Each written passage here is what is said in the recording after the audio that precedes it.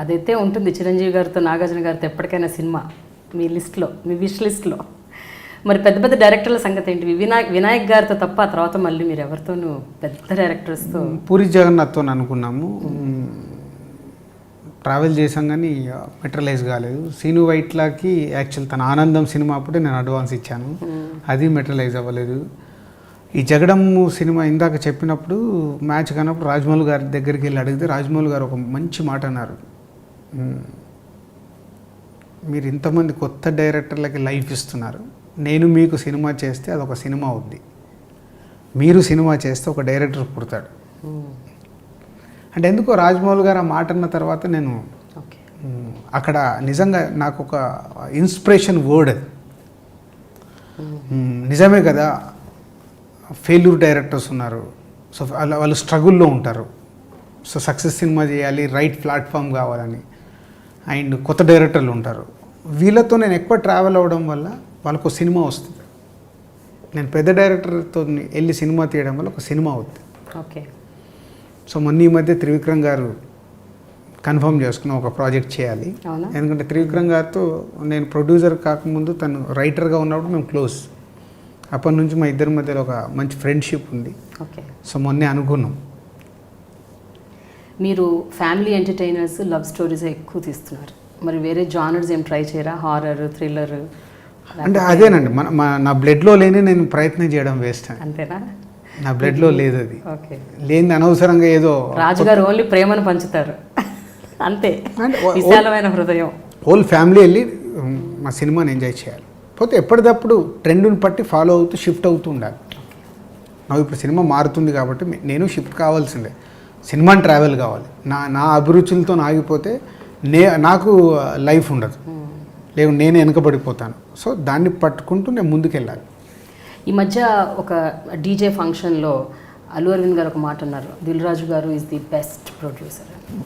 అల్లు అరవింద్ గారి నోట ఆ మాట రావటం, అది I'm sure is one of the best compliments మీ లైఫ్లో. అది కాకుండా ఇన్నేళ్లుగా మీరు రిసీవ్ చేసుకున్న మోస్ట్ బెస్ట్ మెమరబుల్ కాంప్లిమెంట్ ఏమన్నా గుర్తుందండి మీకు?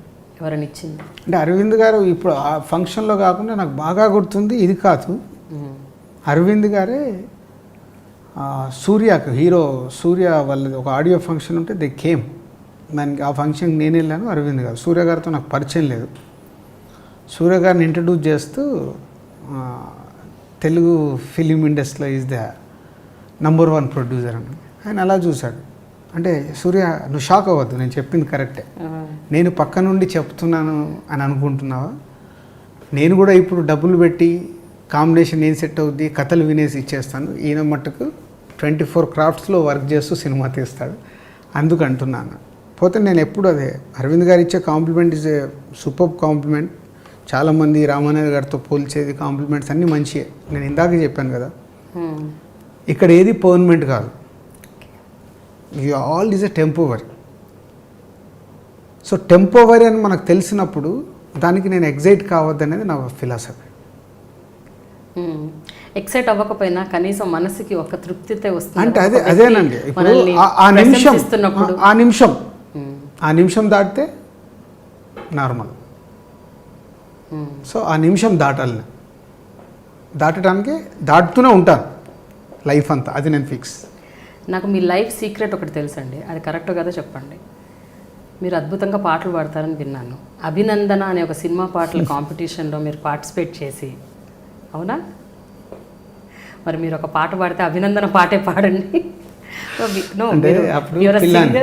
అప్పుడు పిల్లాని, అప్పుడు నా age is 19 years Anu, Abhinandana is 1989. So 19 complete అయ్యి 20 years.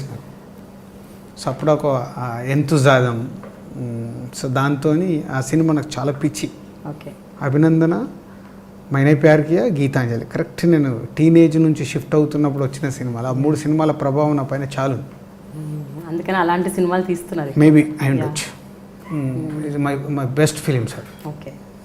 మరి ఒక్క 2 లైన్లు పాడండి. అసలు అంటే మీరు సింగింగ్ కాంపిటీషన్కి వెళ్ళారంటే I'm sure you must be a great singer. అది 30 years. ఏదైనా మామూలు పాడుకోవడం కాదు కదండి, కాంపిటీషన్కి వెళ్ళి పాడారు.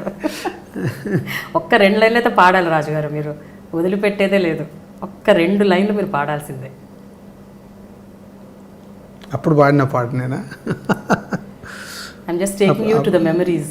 ప్రేమ ఎంత మధురం, ప్రియురాలు అంత కఠినం, ప్రేమించుటేనా